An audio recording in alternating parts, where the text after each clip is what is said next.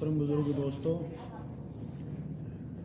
آج جس نسبت سے ہم لوگ یہاں شرکت کر رہے ہیں، جس وجہ سے ہم لوگ یہاں بیٹھے ہیں، پچھلے چند مہینوں سے اسی سلسلے میں مستقل ایک سلسلے وار کام چل رہا ہے کہ کیسے ہم ایک اچھے مسلمان بن جائیں اور کیسے ہم ایک اچھے شہری بن جائیں ساتھ کے ساتھ۔ اسی کی نسبت سے چھوٹی چھوٹی نشستیں چلتی چلی آ رہی ہیں پچھلے چند مہینوں سے۔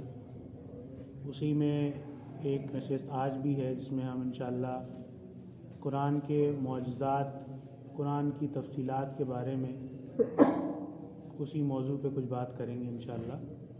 ڈاکٹر زہیب صاحب انشاءاللہ ہمارے ساتھ اس پہ بات کریں گے۔ اسی سلسلے میں کچھ بات شروع کرنا چاہتا ہوں میں کہ عقائد کا مفہوم یہ ہے کہ اللہ تعالیٰ فرماتے ہیں کہ میں نے دنیا میں جو کچھ بنایا وہ انسان کے لیے بنایا۔ دنیا کے اندر جتنے چرند پرند، ہوا، پانی، جتنا بھی جو کچھ ہے وہ سب مسلمان انسان کے لیے، مسلمان انسان کے لیے، اور انسان کو اپنے لیے بنایا۔ تو ہمارے اللہ ہم سے کیا چاہتا ہے کہ جو چیزیں اس نے ہمیں عطا کری ہیں ہم اس کا فائدہ تو اٹھائیں، لیکن جو ہم سے وہ چاہتا ہے ہم اس کو وہ چیز کر کے دیں، ہے نا۔ ماشاءاللہ ہم لوگ یہاں ہیں، ہم لوگ کچھ اسٹوڈنٹ ہوں گے، کچھ نوکری پیشہ والے ہوں گے، تو ہم لوگ کیا کرتے ہیں بھائی، جس کہیں ایڈمیشن لیتے ہیں تو جو ہمارا اسکول ہم سے چاہتا ہے، جو ہمارا باس ہم سے چاہتا ہے، ہمیں وہ کام اسے کر کے دینا پڑتا ہے۔ بالکل ویسے ہی جب ہم اللہ کی مخلوق ہیں، اللہ نے ہمیں اپنے لیے پیدا کیا ہے تو ہمیں اس کے کام بھی کر کے دینے ہوں گے، یہ ہمارا فرض بنتا ہے اس کی طرف۔ اسی سلسلے میں اللہ تعالیٰ نے ہمیں ایک گائیڈ بھی دی ہے بھائی۔ ہم اسکول میں جاتے ہیں، ہمیں ایک سلیبس دیا جاتا ہے، ہم کسی نوکری پہ جاتے ہیں تو ہمیں ہمارا جاب رول بتایا جاتا ہے، ہماری رسپانسبلٹیز بتائی جاتی ہیں۔ بالکل اسی طریقے سے اللہ تعالیٰ نے زندگی گزارنے کی ساری چیزیں ہمیں قرآن کی شکل میں دے دی، ہمیں بس اس کو فالو کرنا ہے اور ہم اسی طریقے سے ایک اچھا مسلمان بن پائیں گے۔ جب تک کہ ہم یہ نہیں جان لیں گے کہ ہمارا مالک، ہمارا بنانے والا ہم سے آخر چاہتا کیا ہے، ہم کس طریقے سے اپنی زندگی کو گزاریں، کیسے وہ ہم سے خوش ہو جائے گا، تب تک ہم اچھا مسلمان بن ہی نہیں سکتے۔ اور ایک اچھا مسلمان بننا، ماشاءاللہ نماز تو ہم لوگ 5 وقت کی پڑھ ہی لیتے ہیں، لیکن نماز کے علاوہ بھی کئی چیزیں ہیں جن کا ہمیں خیال کر کے چلنا پڑے گا۔ وہ خیال کیسے آئے گا؟ یہ سمجھ کے، یہ جان کے کہ اس کے علاوہ کیا چیزیں ہیں۔ وہ چیزیں کہاں سے سمجھ میں آئیں گی؟ وہ قرآن اور احادیث ہمیں اس کا راستہ دکھاتی ہیں۔ تو اس کے لیے ہمیں خود اس میں تھوڑی محنت کرنی پڑے گی کہ ہم یہ سمجھیں کہ ہمیں اپنے اوپر محنت کرنی ہے تاکہ ہم اچھے سے اچھا اپنے آپ کو اپنے باس کے آگے، ہے نا، اپنے پرنسپل کے آگے، جو بھی اسکول کے لوگ ہیں، جو بھی نوکری پیشہ لوگ، جیسے ہم اپنے آپ کو اچھے سے اچھا پریزنٹ کرنا چاہتے ہیں تاکہ ہمیں بھائی اچھے سے اچھا اپریزل ملے، اچھے سے اچھا ہم کو مارکس ملے، اسی طریقے سے اچھے ہم ریوارڈز پائیں اللہ تعالیٰ کی طرف سے، اچھے سے اچھے ہمیں نتائج ملے اس کی طرف سے، تو ہمیں اس کے جو اس نے کہا ہے ویسا کرنا ہوگا، اور بہترین طریقہ قرآن ہے ہمارے پاس اس کا۔ تو اسی موضوع اور اسی سلسلے میں انشاءاللہ آگے کی بات ڈاکٹر زہیب صاحب کریں گے۔ تو ہمارا آج کا موضوع جو ہے وہ ہے قرآن مجید کے معجزات اور اعجاز القرآن۔ اپنے آپ میں جو ہے وہ ایک الگ ڈسپلن ہے نا، یعنی قرآن اعجاز کسے کہتے ہیں؟ وہ شے جس سے لوگ عاجز ہو جائیں۔ قرآن مجید نے آپ صلی اللہ علیہ وسلم کی زندگی میں بھی جو ہے وہ کچھ چیلنجز اس وقت جو قریش تھے ان کے سامنے رکھے، جنہوں نے ان کو عاجز کر دیا، یعنی اس کا وہ جواب نہیں لا سکے۔ یہ تو بہت ہی ہم لوگ جانتے ہیں نا، بڑی پاپولر مثال ہے کہ قرآن مجید میں جو چیلنج آئے ہیں کہ اللہ تعالیٰ نے کہا کہ اگر تم جو ہے وہ اپنی بات میں سچے ہو تو اس جیسی 10 صورتیں بنا لاؤ۔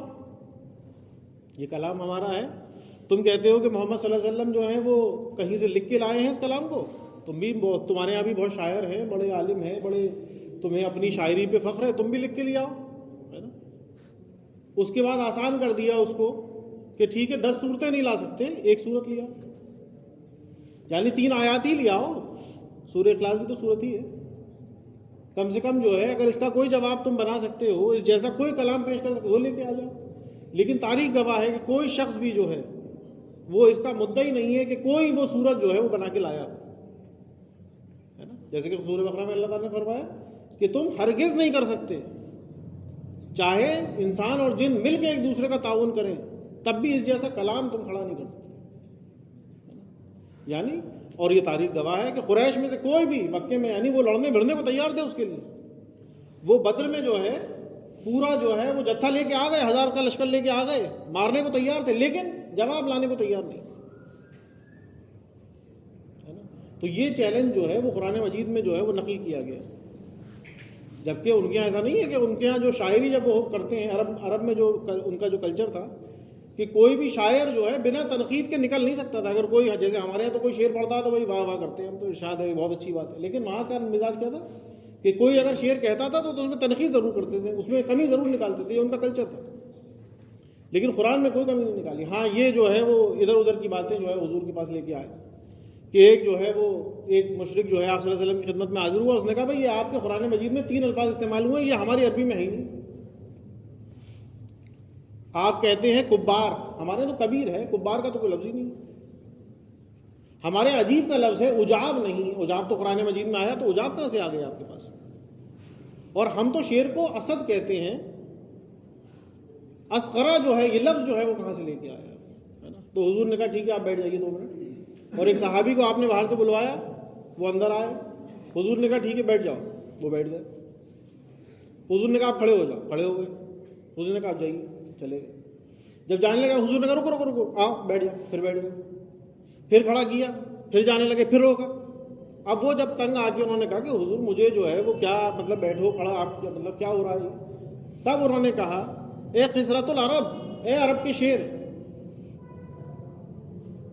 ہوا کبارون، آپ ہمارے بڑے ہیں، ھذا شیء عجاب، یہ کیسی جو ہے وہ عجیب بات ہے. اسی وقت اس کو وہی جواب مل گیا کہ یہ تمہاری عربی میں یہ لفظ موجود ہے، تمہیں نہیں معلوم، یہ قرآن مجید میں جو چیز آئی. لہٰذا قرآن مجید میں اس دور میں بھی جو چیلنج اللہ تعالیٰ نے کیا کسی نے اسے ایکسیپٹ نہیں کیا، کوئی جواب اس کا نہیں بنا. تو 2 مثالیں اس دور سے میں آپ کو دوں گا جو تاریخی مثالیں ہیں ہے نا، جہاں پہ لوگ عاجز آ گئے قرآن مجید کے سامنے، انہوں نے گھٹنے ٹیک دیے ہے نا. عاجز کہتے ہیں یعنی جو ہے کہ جو آدمی گھٹنے ٹیک دے کسی شے کے سامنے ہے نا. یہ اعجاز ہے قرآن کا، اعجاز القرآن. اس پہ جو ہے یہ تو میں تو بہت ہی مختصر سی بات کروں گا جو بات ہماری سمجھ میں آ جائے گی، لیکن یہ اپنے آپ میں ایک مستقل ڈسپلن ہے نا. اس میں جو عربوں میں جو ہیں جو تفسیر لکھی ہے لوگوں نے، اس میں 20 جلدوں کے اندر اعجاز القرآن کے اوپر باتیں لکھی ہیں. یعنی اس میں تفصیل میں اس وقت جانے کا موقع نہیں ہے، یہ صرف ایک شوق پیدا کرنے کے لیے کچھ باتیں ہیں جو میں آپ کے سامنے رکھوں گا. اور 3 مثالیں ہیں قرآن مجید سے جو دوں گا میں، یعنی 2 چیزیں جو تاریخی مثالیں اور 3 قرآن مجید کے اندر سے مثالیں کہ جہاں پر پتہ چلتا ہے کہ واقعتاً یہ اللہ کا کلام ہے، یہ کسی انسان کا کلام نہیں ہو سکتا. اس سے پہلے تھوڑی سی بیسک بات میں آپ کو سمجھا دوں کہ قرآن مجید ہم تک آیا کیسے. اس کو سمجھ لیں کہ قرآن مجید ہمارے پاس جو آیا تو وہ منہ زبانی آپ صلی اللہ علیہ وسلم کے اوپر وحی کری حضرت جبرائیل نے، اور کسی کتاب کی شکل میں پہلے نہیں آیا. یہ تو حضور نے جو ہے جو وحی آپ کے اوپر آتی تھی وہ وحی آپ سنا دیا کرتے تھے. اور شروع میں صحابہ اکرام کے بھی سینوں میں قرآن مجید جمع ہوا، کوئی کتاب ان کے پاس لکھی ہوئی نہیں تھی. یہ تو کتاب آج ہمارے دور میں ہے. تو آپ صلی اللہ علیہ وسلم نے یہ کہا گیا کلام ہے، بولا ہوا کلام ہے، لکھا ہوا کلام نہیں تھا اس دور میں ہے نا.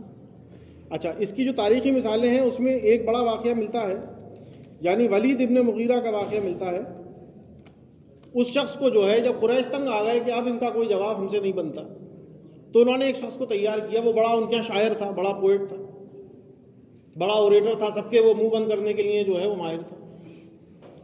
لہٰذا انہوں نے اس کو تیار کیا، اس سے کہا کہ دیکھو ایسا ہے کہ تم ان کا مقابلہ کرو، یہ جو بات کہتے ہیں، یہ تو جو بھی شاعری کر رہے ہیں، یہ جو بھی بات کہہ رہے ہیں، اب ہم تم 1 to 1 ان کا جو ہے وہ مقابلہ کرو. اس نے کہا ٹھیک ہے. اس نے بھی آستینیں چڑھائیں، وہ پہنچ گیا آپ صلی اللہ علیہ وسلم کے پاس. اب یہ سارے جتنے لیڈر تھے قریش کے، یہ 100 میٹر کی دوری پہ سارے بیٹھ کے جو ہے وہ تماشا دیکھ رہے ہیں. آواز تو نہیں سنائی دے رہی، لیکن دیکھ رہے ہیں کہ حضور کے پاس یہ پہنچ گیا اور کچھ بات جو ہے وہ کر رہا ہے. یہ پہنچا حضور کے پاس. اس نے کہا یہ بتاؤ تمہیں چاہیے کیا؟ یہ جو تم اتنا اپنے کلام کے ذریعے سے رو بانٹ رہے ہو، تمہیں مکان چاہیے، تمہیں گھر چاہیے، پیسہ چاہیے تمہیں، ہم پیسہ دیں گے تمہیں. وہی 3 ٹیمپٹیشن جو قریش نے ابو طالب کے پاس پیش کری تھی، وہی اس نے پیش کر دی. کسی بڑے گھرانے میں اور رشتہ کرا دیں تمہارا، بادشاہ بننا چاہتے ہو بادشاہ بن جاؤ ہمارے، اور کیا چاہیے تم کو. حضور چپ چاپ سنتے رہے. حضور نے کہا کہہ چکے؟ اس نے کہا ہاں کہہ چکے، بتاؤ۔ اب آپ صلی اللہ علیہ وسلم نے، آپ کا یہی جو ہے وہ مزاج تھا، آپ نے اپنی کوئی بات کبھی نہیں کری، آپ جہاں پر بھی گئے تو آپ نے قرآن ہی پڑھ کے سنایا، اس کو بھی قرآن پڑھ کے سنا دیا، سورہ فصلت کی جو ہے وہ شروع کی آیت پڑھنا شروع کر دیا آپ۔ اب جب جو ہے اس نے وہ آیات سنی تو اس کے جو ہے وہ رونا شروع کر دیا اس نے، تھوڑی دیر میں تو اس کے جو ہے وہ آنسو گرنے لگے، برا حال ہو گیا اس کا۔ جب آخر کی آیات جو عذاب کی آیات ہیں وہ آپ نے پڑھ کے سنائی، اب حضور کو روکنا پڑے، بس کرو بس کرو، مت رو، اتنا مت رو، خاموش ہو جاؤ، سمجھے؟ اب یہ قریش دور سے کھڑے ہوئے سارے تماشا دیکھ رہے ہیں کہ یار اس کو تو ہم نے بھیجا تھا کہ ان کی خبر لے، اور یہ تو خود ہی رو رہا ہوگا کھڑا ہو کے، اور حضور چپ کرا رہے ہیں اس کو۔ اب وہ لوٹ کے آیا تو انہوں نے کہا کہ بھائی یہ تمہارا ماجرا کیا ہے، یہ تمہارے چہرے کو کیا ہوا، یہ چہرہ لے کے تو تم نہیں گئے تھے۔ اس نے کہا یہ کلام جو ہے یہ واقعتاً اللہ کا کلام ہے، یہ کلام انسان کا کلام ہی نہیں ہے۔ جو وہاں کا بڑا شاعر جسے ساری مہارت حاصل ہے، اس کا اپنا کلام، اس نے کیا کہا یہ کلام غالب آئے گا سارے کلام کے اوپر، یہ جان لو تم۔ اس نے کہا لو یہ اس کے اوپر بھی جادو کر دیا، وہ تو کہتے تھے نا جادو کرتے ہی۔ اس نے کہا تمہیں جو کہنا ہے خالہ شاہین جو کہنا ہے کہو، لیکن بات یہی ہے نا۔ تو ظاہر سی بات ہے کہ اس دور میں جو ہے عاجز کر دیا اس شخص کو اس کلام نے، ہے نا۔ اور آپ صلی اللہ علیہ وسلم کا یہی تھا، آپ کے شاذ جو خطبے آپ کے ہیں سارے، آپ نے اپنی کبھی کوئی بات نہیں، شاذ ہی کبھی اپنا کوئی خطبہ کہا، جو کچھ کہا قرآن مجید سے پڑھ کے سنایا، جہاں گئے دعوت دی قرآن مجید کے ذریعے سے دعوت دی، ہے نا۔ اسی طریقے سے ایک واقعہ اور ملتا ہے، مجھے نہیں معلوم کہ ان مجالس میں نے شیئر کیا یا نہیں کیا ہے، یعنی 3 شخص جو ہیں یہ اپنے آپ کو روک نہیں سکے قرآن مجید کے سننے سے، ہے نا۔ اس میں ابو سفیان جو ہیں وہ بعد میں ایمان لے کے آ گئے، حضرت ابو سفیان، اخنس اور جو ہے ابو جہل، ہے نا۔ یہ 3 شخص، ظاہر سی بات ہے کہ تینوں اس وقت تک ایمان نہیں لائے تھے، اور یہ بڑے سردار تھے قریش کے، اور یہ اپنے لوگوں کو روکا کرتے تھے، ان سے کہتے تھے کہ دیکھو کہیں قرآن اگر سنو نا تو اپنے کانوں میں انگلیاں ٹھوس لیا کرو، یہ تمہیں ہپنوٹائز کر دے گا، تمہاری تباہ کر دے گا، فیملی کو برباد کر دے گا، ایک دھن میں جو ہے وہ لگ جاؤ گے، کچھ نہیں دیکھو گے اپنا اچھا اور برا۔ اور جہاں بھی قرآن سنے وہاں ناچنے والیاں بھیج دو، یعنی قرآن کسی طریقے سے کانوں میں نہ پڑے۔ ان کا اپنا حال کیا تھا کہ دن میں تو جاتے نہیں تھے، کیونکہ ظاہر سی بات ہے کہ دن میں اگر جائیں گے قرآن مجید سننے تو جو ان کے ماننے والے ہیں وہ کہیں گے یار ہمیں تو روکتے ہو، خود پہنچ جاتے ہو سننے کے لیے۔ اب رات میں ابو سفیان کے بارے میں آتا ہے کہ رات میں حضور جو ہے، پتہ چلا کہ حضور جو ہیں وہ رات میں تہجد میں جو نبی ہے وہ قرآن مجید پڑھتے ہیں تیز آواز میں۔ ابو سفیان جو ہیں وہ پہنچ گئے رات میں سننے قرآن مجید۔ اب حضور کا گھر ہے، اس کی دیوار ہے، وہیں کھڑے ہیں، ظاہر سی بات ہے کوئی بڑے بڑے بنگلے تو تھے نہیں، چھوٹی سی کو جو ہے وہ گھر تھا، اس کے باہر کھڑے ہو جائیے آواز آئے گی صاف۔ اب وہاں سے صبح ہونے لگی، اس نے کہا ارے یار اب صبح ہو رہی، نکلو یہاں سے۔ اب وہ جب نکلا، نکلنے کے بعد اس نے دیکھا ادھر سے ابو جہل، ادھر سے اخنس، یہ تینوں دونوں کے دونوں چلے آ رہے ہیں۔ اس نے کہا تم کہاں سے پکڑے گئے تینوں کے تینوں؟ تینوں نے کہا ٹھیک ہے بھائی چلو قسم کھاؤ اب آئندہ نہیں آئیں گے، ٹھیک ہے۔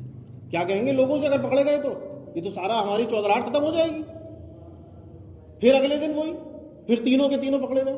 اب جب 3 دن یہ ہو گیا تو پھر فائنل قسم کھا لی کہ دیکھو اب نہیں جائیں گے، اب جو ہے اگر چاہتے ہو کہ ہماری جو ہے وہ برقرار کوئی عزت رہ جائے یہاں پہ اس معاشرے میں، اب مت آنا، اللہ کی قسم ہم نہیں آئیں گے۔ کئی دن تک غور کیا ابو سفیان نے، اور اس کے بعد انہوں نے کہا کہ اس کے بعد یہ ابو سفیان اور اخنس یہ دونوں پہنچے ابو جہل کے پاس۔ اس سے کہا دیکھو کیا خیال ہے تمہارا، یہ کوئی پاگل کا کلام تو نہیں ہے، انسان کا کلام بھی نہیں لگتا، جھوٹ بھی نہیں لگتا، کیا رائے ہے تمہاری؟ اس نے کہا کہ تم مجھے پاگل سمجھتے، مجھے کہ نہیں معلوم کہ اللہ کا کلام ہے، یہ اللہ کے نبی ہے، مجھے بھی معلوم ہے، یہ حق اور باطل کی بات نہیں ہے، لیکن اگر انہیں اللہ کا نبی مان لیا تو ہمیشہ کے لیے یاد رکھنا بنو ہاشم اوپر ہو جائیں گے اور ہم نیچے ہو جائیں گے، ہم بنو عامر میں سے ہیں۔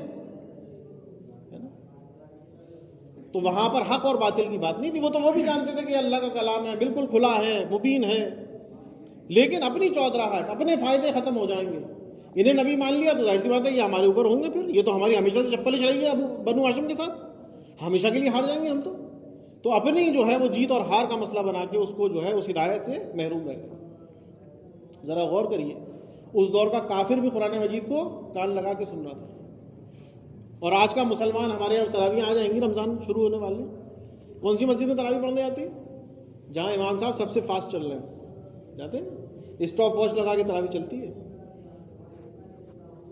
اتنا وقت ہمارے پاس نہیں ہے کہ ہم قرآن مجید کو اچھی آواز میں جو ہے صرف سننا، سمجھنا تو بہت دور کی بات ہے۔ اور کہیں پھنس گئے تو یار یہ امام صاحب رکو ہی نہیں کر رہے, رکو کریں یار, افطار تو بہت کھایا تھا, بالکل مجھ سے تو بیٹھا ہی نہیں جا رہا, کھڑا ہی نہیں ہو جا رہا. تو اس دور یہ غور کرنے کی بات ہے کہ اس دور کا کافر بھی قرآن مجید جو ہے اس کو کان لگا کے سنتا تھا, اور آج کے مسلمان جو ہے اس پہ گرا گزرتا ہے جب قرآن مجید پڑھا جاتا ہے. تو یہ ایک دوری ہے جو ہمارے اندر واقعتاً مسلمانوں کے اندر جو ہے وہ آئی ہے قرآن مجید سے. تو یہ ہماری جو کوشش ہے اس دوری کو ختم کرنا, اس کو کم کرنا, یہ ہماری کوشش ہے. قرآن مجید کو سمجھانا لوگوں کو, اس کے اس اعجاز کو لوگوں تک پہنچانا تاکہ لوگ اپنا ایک کنیکشن اس کے ساتھ دوبارہ جوڑیں. اور یہ تو 2 مثالیں میں نے آپ کو دی. اس کے علاوہ جو اعجاز القرآن ہے, یعنی جیسا کہ میں نے آپ کو کہا قرآن مجید جو ہے وہ کتاب کی شکل میں نہیں تھا کبھی بھی. آپ صلی اللہ علیہ وسلم کو جو ہے آپ نے بولا, لوگوں نے سنا, قرآن مجید بولا گیا اور کہا گیا.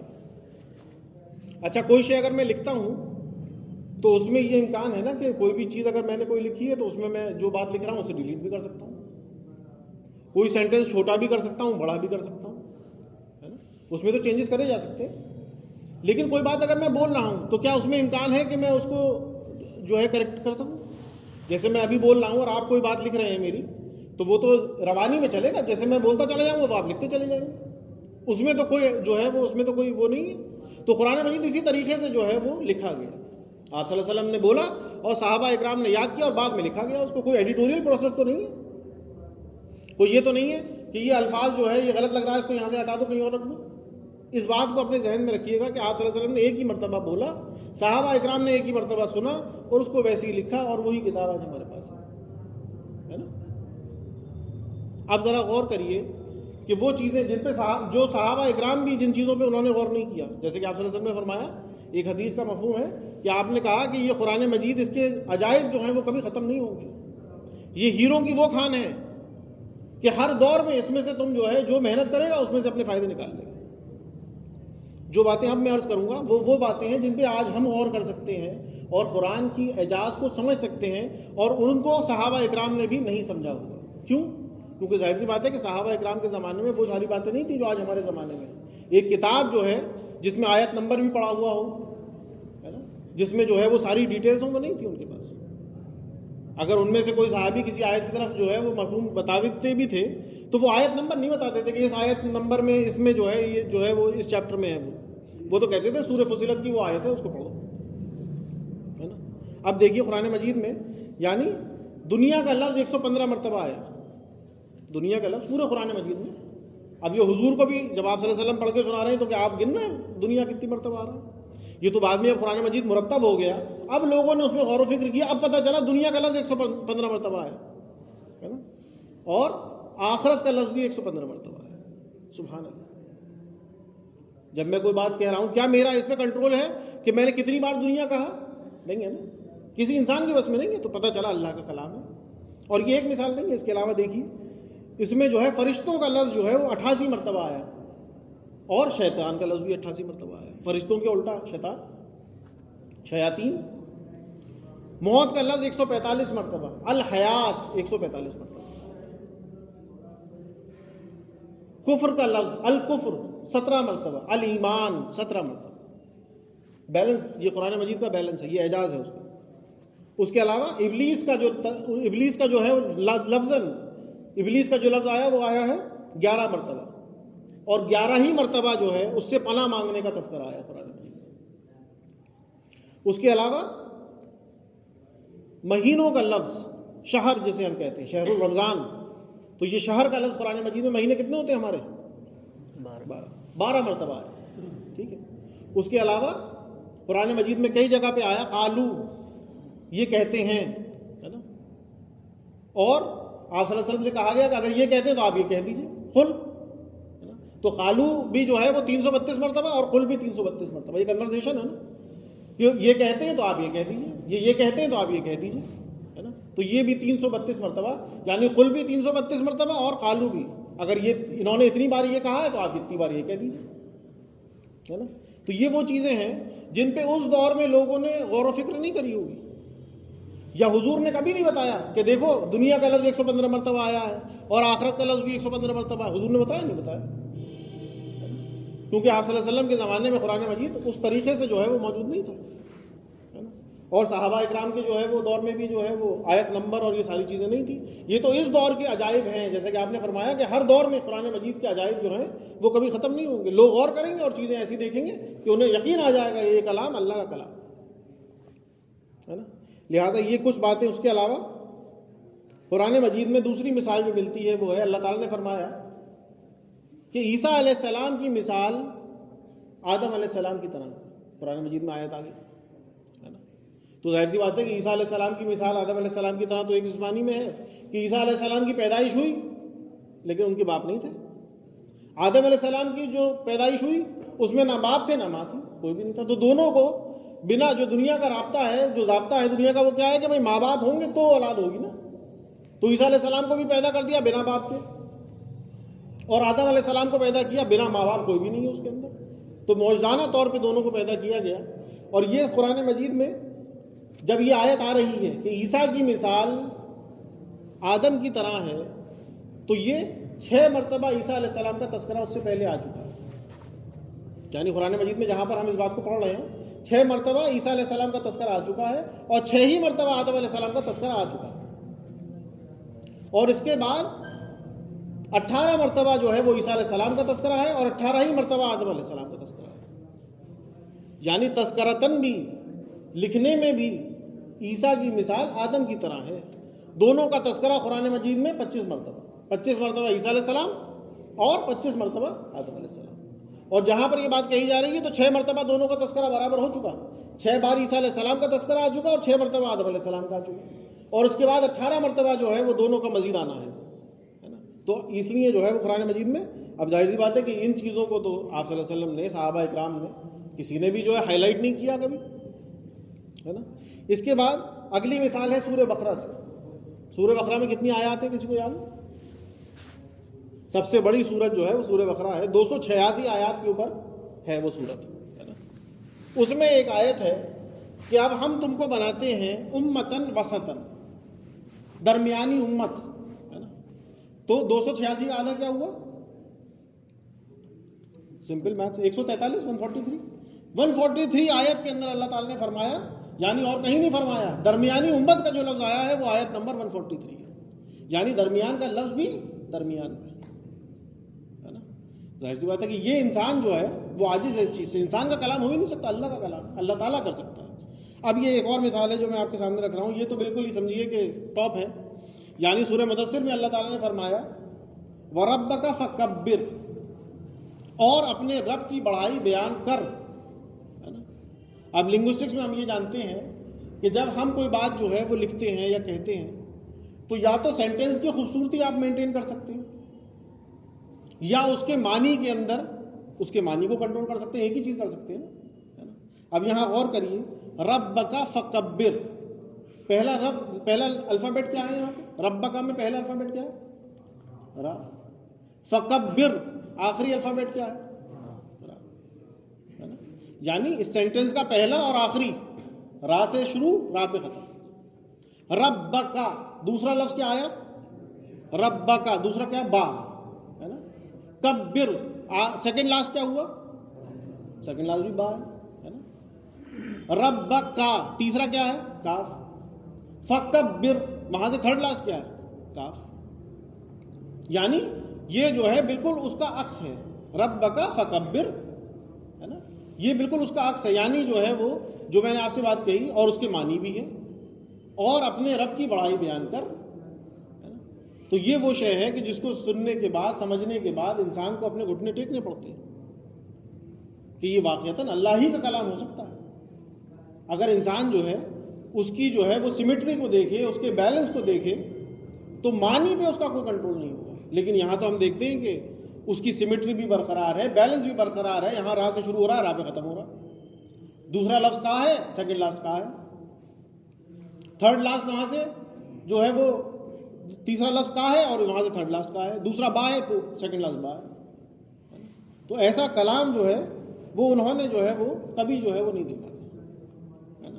اور یہ وہ چیزیں ہیں کہ جیسے میں نے آپ کو بتایا کہ یہ آیت نمبر، اب جیسے کہ میں نے کہا کہ 143 آیت نمبر جو ہے وہ کیا ہے؟ وہ بیچ کی آیت ہے. اور اس میں کہا کہ درمیانی امت بناتے ہیں. تمہیں ہم نے بنایا درمیانی امت. تو درمیانی کا لفظ بھی بالکل جو ہے وہ درمیان میں لے کے آیا. تو یہ 5 مثالیں میں نے آپ کو دی. 2 جو ہیں وہ تاریخی مثالیں ہیں کہ اس دور کا کافر بھی وہ قرآن مجید کو جو ہے وہ اتنی مٹھاس تھی اس کے اندر کہ سنے بغیر جو ہے وہ نہیں رہ پاتا تھا, اور جس کو وہ لے کے آئے وہ بھی عاجز ہو گیا. آپ صلی اللہ علیہ وسلم نے آیت پڑھ کے سنائی, وہ خود ہی رونے لگا. اور 3 مثالیں میں نے آپ کو دیں جو قرآن مجید کے اندر سے دیں, یعنی پہلی تو کئی میں نے آپ کو گنوائی کہ کئی لفظ ہیں جو جن کے اپوزٹ بھی جو ہیں وہ نمبر ان کے برابر ہیں. تو جیسا کہ اللہ تعالیٰ نے فرمایا کہ یہ کتاب, جیسے آپ صلی اللہ علیہ وسلم نے فرمایا کہ اس کتاب کے عجائب جو ہیں وہ کبھی ختم نہیں ہوں گے. تم جتنی غور و فکر کرو گے تم یہ پاؤ گے کہ یہ اللہ تعالیٰ کا کلام ہے نا.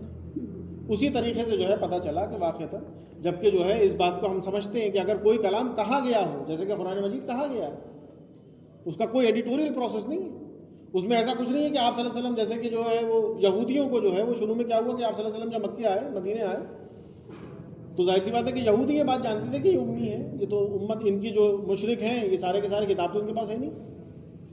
اچھا امی کون ہوتا ہے؟